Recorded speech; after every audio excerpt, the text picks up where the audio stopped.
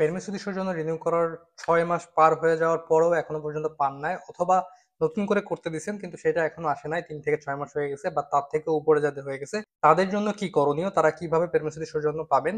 খুবই সিম্পল কিছু স্টেপ আছে যেগুলো আমি আজকে বলবো। তো যখন 3 থেকে 6 মাসের উপরে চলে যায়, সাধারণত 2 মাসের ভিতরে দেওয়ার সিস্টেম, তো তার উপরে যখন চলে যায় তাহলে আপনি স্টেপ বাই স্টেপ এই পদক্ষেপগুলো নিতে পারেন। আপনি হচ্ছে পোর্টালে ইমিগ্রাসিওনে যে ওয়েবসাইট আছে, এইখানে যে হচ্ছে আপনার ইউজার এবং পাসওয়ার্ড আছে, আপনার যে রিসিভটা আছে এটার উপরে লেখা আছে, এটা দিয়ে আপনি ঢুকতে পারেন, ঢুকে দেখতে পারেন যে আপনার কোনো কাগজ মাঙ্কা আছে কিনা বা অন্যান্য যে ডিটেলস আছে এখানে আপনি দেখতে পারবেন। এটা হচ্ছে নর্মাল যে ওয়েবসাইটে চেক করেন সেখানে শুধু দেখা যায় একটা হলুদ ক্রস, যে এটা এখনো প্রসেসিং এ আছে। বাট আপনি যদি পোর্টালে ইমিগ্রাসিওনের যে ওয়েবসাইট আছে এখানে ঢোকেন, আপনি পোর্টালে ইমিগ্রাসিওনে পেরমিসিডিসের জন্য লিখে সার্চ দিলে আপনি অনলাইনে পেয়ে যাবেন।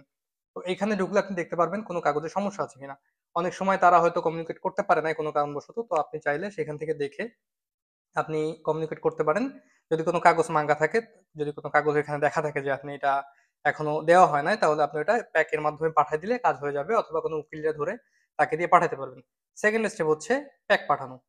আপনি চাইলে যে কোনো বাসা থেকে বা যে কোনো কাফ থেকে প্যাক পাঠাতে পারেন। প্যাকে আপনি সুন্দরভাবে আপনার নাম, ঠিকানা, রিসিভুতার ডিটেলস এবং সাথে অ্যাটাচ করে দিবেন রিসিভুতা, এবং আপনার যদি আগের ডকুমেন্ট থাকে সেগুলো চাইলে অ্যাটাচ করে দিতে পারেন। তো অ্যাটাচ করে দেওয়ার পরে আপনি ওখানে সুন্দরভাবে লিখবেন যে কি কারণে আমার এটা দেরি হচ্ছে, যদি কোনো কাগজের সমস্যা থাকে বা অন্য কোনো সমস্যা থাকে তাহলে আমাকে জানানোর জন্য।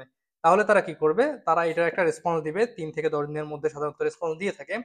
এটার পরেও যদি না হয় তাহলে আপনি কি করতে পারেন, আপনি চাইলে যে কোনো একটা উকিলের কাছে যেতে পারেন, উকিলের কাছ থেকে হেল্প নিয়ে উকিল একটা লিগাল নোটিশ পাঠাতে পারে কোয়েস্তোরাতে, যেখান থেকে আপনি এটা রেসপন্স পাবেন। অর্থাৎ কোয়েস্তোরা এসে যখন লিগাল নোটিশ পাঠাবে তাকে একটা রেসপন্স দিতে বাধ্য থাকবে।